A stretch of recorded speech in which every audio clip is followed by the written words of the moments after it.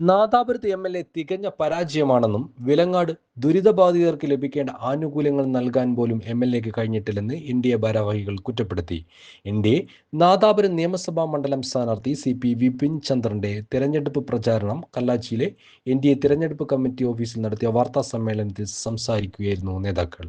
നാളെ ശനിയാഴ്ച വൈകിട്ട് റോഡ് ഷോയ്ക്ക് ശേഷം കല്ലാച്ചിയിൽ നടക്കുന്ന തെരഞ്ഞെടുപ്പ് കൺവെൻഷൻ ബി.ജെ.പി ദേശീയ ഉപാധ്യക്ഷൻ എ.പി. അബ്ദുള്ളക്കുട്ടി ഉദ്ഘാടനം ചെയ്യും.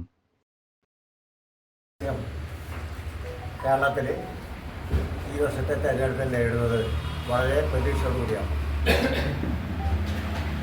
ഈ പ്രാവശ്യം പുതിയ ഘടകകക്ഷികളൊക്കെ നമ്മുടെ കൂടെ കണ്ടിട്ടുണ്ട്. നമ്മുടെ സ്ഥാനാർത്ഥികൾ 150 മണ്ഡലങ്ങളും എൻ.ഡി.എ സ്ഥാനാർത്ഥികളെ കൊണ്ടുവരുന്നു. ഈ പ്രാവശ്യം നമുക്ക് നിരവധി നിയോജകമണ്ഡലങ്ങളിൽ വിജയിക്കാമെന്നുള്ള സാധ്യത പത്രമാധ്യമങ്ങളും വിഷ്വൽ മീഡിയസും ഒക്കെ നമ്മുടെ മുമ്പാകെ പറയുന്നു. ഈ വർഷം ഈ തെരഞ്ഞെടുപ്പ് വലിയ പ്രതീക്ഷയോടു കൂടിയാണ് കാണുന്നത്. കഴിഞ്ഞ തെരഞ്ഞെടുപ്പിലൊക്കെ നമുക്ക് അക്കൗണ്ട് ഓപ്പൺ ചെയ്യാം എന്നുള്ള ഒരു പ്രതീക്ഷയായിരുന്നു. ഈ പ്രാവശ്യം ഭരണത്തിൽ ഒരു മുഖ്യമായ പങ്ക് വഹിക്കാൻ നിയന്ത്രിക്കാൻ സാധിക്കുന്ന വിധത്തിൽ എൻ.ഡി.എ മുന്നണിയിൽ നിന്നും എം.എൽ.എമാർ തിരഞ്ഞെടുക്കപ്പെടുമെന്നാണ് പ്രതീക്ഷിക്കുന്നത്. ഈ തെരഞ്ഞെടുപ്പിൽ നാദാപുരം നിയോജകമണ്ഡലത്തിലെ സ്ഥാനാർത്ഥി സി.പി. വിപിൻ ചന്ദ്രൻ അദ്ദേഹത്തിൻ്റെ തെരഞ്ഞെടുപ്പ് പ്രചാരണാർത്ഥമാണ് നാളെ കല്ലാച്ചിയിൽ റോഡ് ഷോയും അതുപോലെ കൺവെൻഷനും നടത്തുന്നത്. റോഡ് ഷോയിലും കൺവെൻഷനിലും ബി.ജെ.പിയുടെ അഖിലേന്ത്യാ ഉപാധ്യക്ഷൻ ബഹുമാനപ്പെട്ട എ.പി. അബ്ദുള്ളക്കുട്ടി അവர்களാണ് പങ്കെടുക്കുന്നത്. അപ്പോൾ ഞങ്ങൾ 1500 ആളുകൾ ഈ റോഡ് ഷോയിലും കൺവെൻഷനിലും ആയിട്ട് പങ്കെടുക്കുമെന്ന് ഞങ്ങൾ പ്രതീക്ഷിക്കുന്നു. അതുള്ള പ്രവർത്തനങ്ങൾ ഞങ്ങൾ ആരംഭിച്ചു. അപ്പോൾ ഈ കൺവെൻഷനോട് കൂടിയിട്ട് ഞങ്ങളുടെ പ്രവർത്തനം ഈ നിയോജകമണ്ഡലത്തിൽ വളരെ ശക്തമായിട്ട് മുന്നോട്ട് കൊണ്ടുപോകാനും വരുന്ന ദിവസങ്ങളിലുള്ള സമ്പർക്കം വളരെ നല്ല രീതിയിൽ നടത്താനും സാധിക്കും. വലിയ തോതിൽ ഞങ്ങളുടെ വോട്ട് വിഹിതം ഉയർത്താനും അത് ബി.ജെ.പിയുടെയും എൻ.ഡി.എയുടെയും അതിൻ്റെ പ്രതിച്ഛായ വർദ്ധിപ്പിക്കാനും സാധിക്കുമെന്നാണ് നമ്മൾ പ്രതീക്ഷിക്കുന്നത്. ഇക്കാര്യം പറയാം. എൻ.ഡി.എ 140 നിയോജക മണ്ഡലങ്ങളിൽ മത്സരിക്കുന്നത് ജയിക്കാൻ വേണ്ടിയില്ല. അക്കൗണ്ട് തുറക്കുമോ എന്നതായിരുന്നു ചോദ്യമെങ്കിൽ എൻ.ഡി.എ എത്ര സീറ്റുകൾ നേടും കേരളത്തിൽ നിയമസഭാ തെരഞ്ഞെടുപ്പ് എന്നുള്ളതാണ് ഇപ്പോൾ നടന്നുകൊണ്ടിരിക്കുന്ന ചർച്ച. രണ്ട് മുന്നണികളെയും പരീക്ഷിച്ച് പരാജയപ്പെട്ട കേരളത്തിലെ ജനങ്ങൾ കേന്ദ്രത്തിലെ നരേന്ദ്രമോദി സർക്കാരിൻ്റെ വികസന പ്രവർത്തനങ്ങളോട് രാജ്യ പുരോഗതിയോട് ചേർന്ന് നിൽക്കുന്നു. അതിനനുസരിച്ച് ഉള്ള ഒരു വലിയ വിജയം എൻ.ഡി.എക്ക് കേരളത്തിൽ ഉണ്ടാവും. അതിൻ്റെ ഒരു പ്രതിഫലനം നാദാപുരത്തും ഉണ്ടാകുമെന്നാണ് ഞങ്ങളുടെ പ്രതീക്ഷ. നാദാപുരത്തും ഞങ്ങൾ ഈ മത്സരിക്കുന്ന ഇപ്രാവശ്യം ജയിക്കാൻ തന്നെയാണ്. നേരത്തെ പറഞ്ഞതുപോലെ 140 മണ്ഡലങ്ങളിലും മത്സരിക്കുന്നത് ജയിക്കാനാണ്. കേരളത്തിലെ ജനങ്ങൾ വിലക്കയറ്റം കൊണ്ടും എല്ലാ മേഖലയിലും വളരെയധികം ദുരിതം അനുഭവിക്കുകയാണ്.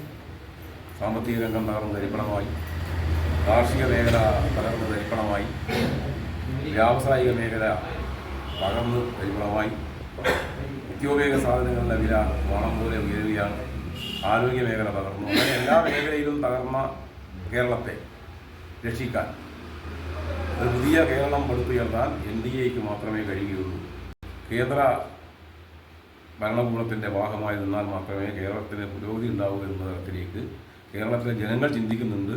അതിൻ്റെ പ്രതിഫലനം നമ്മൾ തദ്ദേശ സ്വയംഭരണ തെരഞ്ഞെടുപ്പിൽ കണ്ടതാണ്. തിരുവനന്തപുരത്ത് ഉണ്ടായ വിജയം ഒരു തുടക്കമാണ്. ഈ നിയമസഭാ തെരഞ്ഞെടുപ്പിൽ വലിയ മുന്നേറ്റം ഇവിടെ എൻ.ഡി.എ നടത്തും. നിരവധിയായിട്ടുള്ള പ്രതിനിധികൾ നിയമസഭയിലുണ്ടാവും. പറയാം.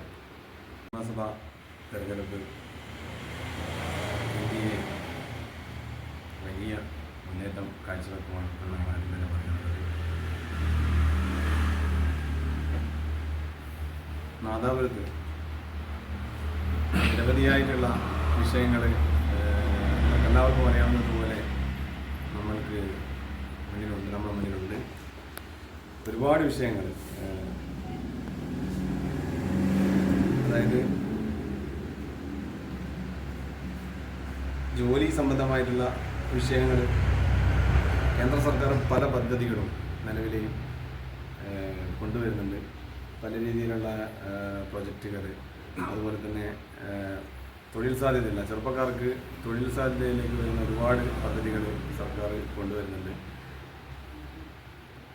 നിരവധിയായിട്ടുള്ള വിഷയങ്ങൾ എന്നെ പറയുകയാണെങ്കിൽ നിരവധി വിഷയങ്ങൾ, റോഡുമായിട്ട് ബന്ധപ്പെട്ടിട്ടുള്ള വിഷയങ്ങൾ, അതുപോലെ തന്നെ വന്യമൃഗ ശല്യമായിക്കൊള്ളട്ടെ, അതുപോലെ തന്നെ കാർഷിക മേഖലയെക്കുറിച്ചൊക്കെ പറയുകയാണെങ്കിൽ നിലവിൽ നമ്മുടെ കുറ്റ്യാടി തേങ്ങ എന്നൊക്കെ പറയുന്നത് ലോകപ്രസിദ്ധമാണ്.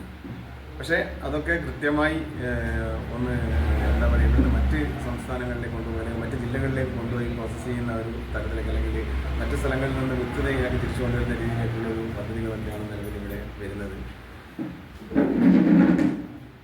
നിരവധിയായിട്ടുള്ള വിഷയങ്ങൾ നാദാപുരത്ത് ഉണ്ട്.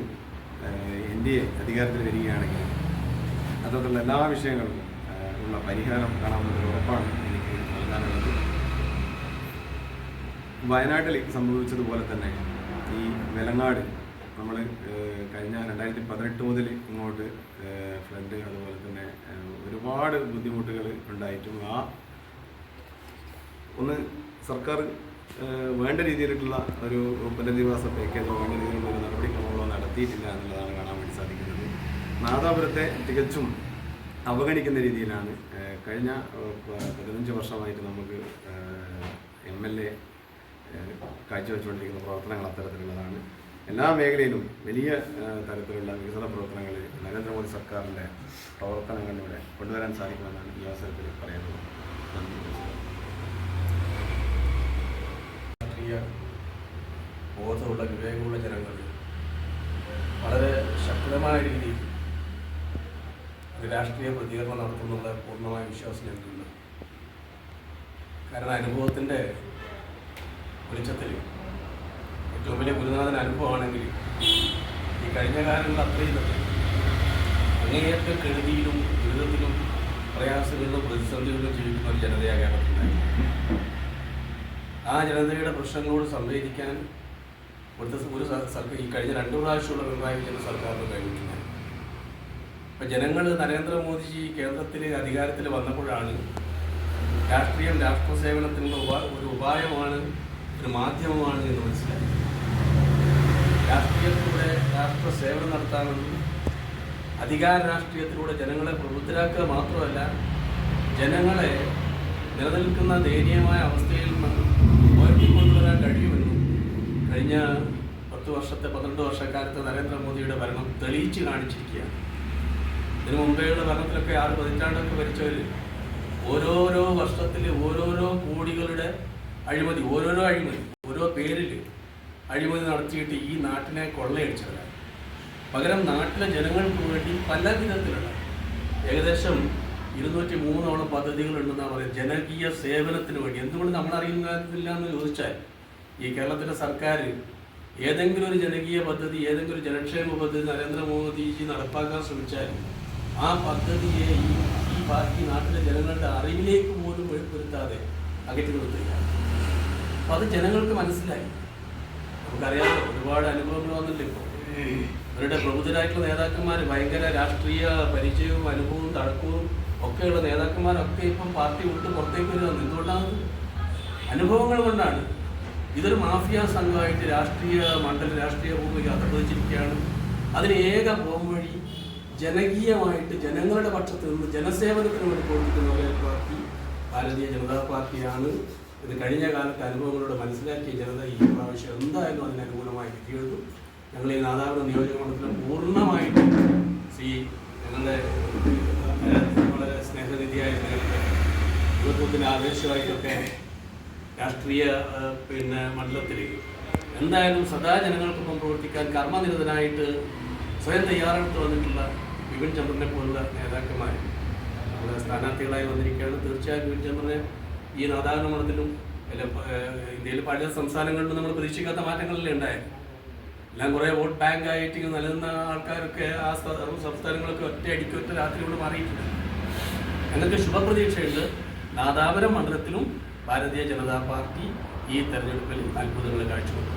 വിജയിക്കാനുള്ള എല്ലാ സാഹചര്യവും ഈ നാദാപുരം മണ്ഡലത്തിലുണ്ട്. നമുക്ക് മെയ് 9 കേരളത്തിലെ രാഷ്ട്രീയ സ്വഭാവം മാറുന്നത് നമുക്ക് കാണാൻ പോകുന്നതാണ്.